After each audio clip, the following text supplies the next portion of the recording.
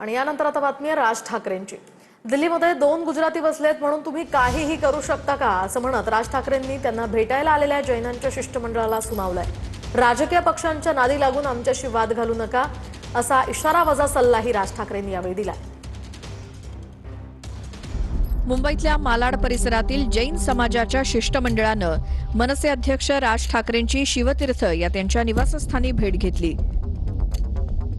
काही दिवसांपूर्वी मुंबईत पांढऱ्या पट्ट्या मारण्यावरून झालेल्या वादावरून राज ठाकरेंनी बैठकीदरम्यान जैन समाजाच्या शिष्टमंडळाला सुनावलंय। दिल्लीत 2 गुजराती बसलेत म्हणून तुम्ही काहीही करू शकता, राजकीय पक्षांच्या नादी लागून आमच्याशी वाद घालू नका अशा शब्दात राज ठाकरेंनी थेट जैन शिष्टमंडळाला सुनावलं।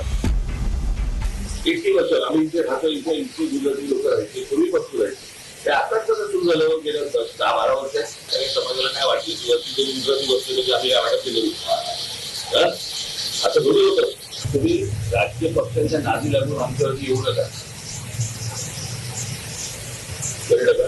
तुमचा वापर केला जातोय, तुमची लोक भडकवली जात आहेत आणि तुमची लोक भडकतील ती एवढी भडकतील, कळलं का? आमची लोक भडकतील तर केवढी भडकतील? तुम्ही सरसकट पांढरे पट्टे मारलं काय सांगायचं तुम्हाला? पांढरे पट्टे मारून विनाकारण वाद निर्माण करतात। जैन मुनींच्या आगमनासाठी कार्पेट टाका, पांढरं कापड टाका, पट्ट्या कसल्या मारताय? तुम्ही ट्रॅफिकवाले आहात का असा सवाल राज ठाकरेंनी जैन समाजाच्या शिष्टमंडळाला केला।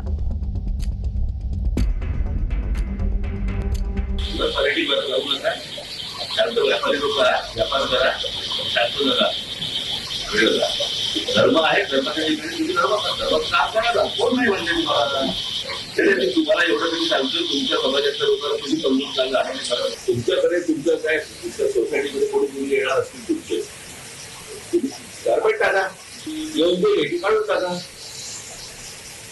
कापड टाका, पांढरं कापड टाका ना, जेव्हा येते तेव्हा पांढरं कापड टाका, तिथे लेटी कापड काढून टाका। पट्टे कसे मारताय? ट्रॅफिक मध्ये असतो तुम्ही, ट्रॅफिक डिपार्टमेंटला पट्टे मारायला